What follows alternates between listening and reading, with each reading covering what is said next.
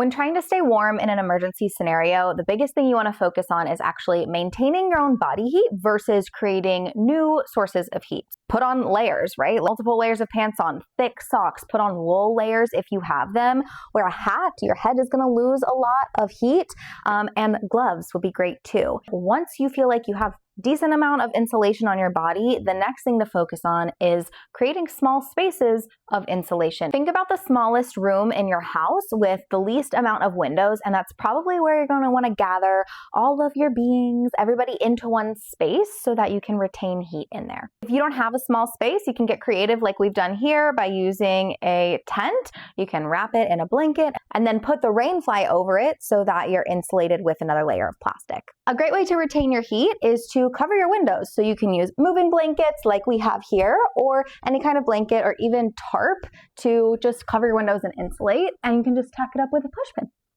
Now we're going to talk about how to generate heat. So first line of defense is insulation, but after that, first things first, never ever run a generator or use a propane tank or anything in your house that's going to produce carbon monoxide.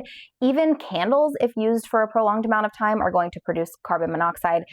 It's a silent killer. It's very dangerous. A lot of people died in 2021 from carbon monoxide, but here's some safe ways that you can actually generate heat. So if you have hand warmers, toe warmers, whether it's the toss away ones or the reusable ones, use them, insulate them on your body, put them underneath your clothing, put them inside your gloves, inside your socks, something that's gonna actually keep you warm. If you have a fireplace and you know how to safely use it, this is prime time, baby. Open that flue, start your fire, heat your house that way.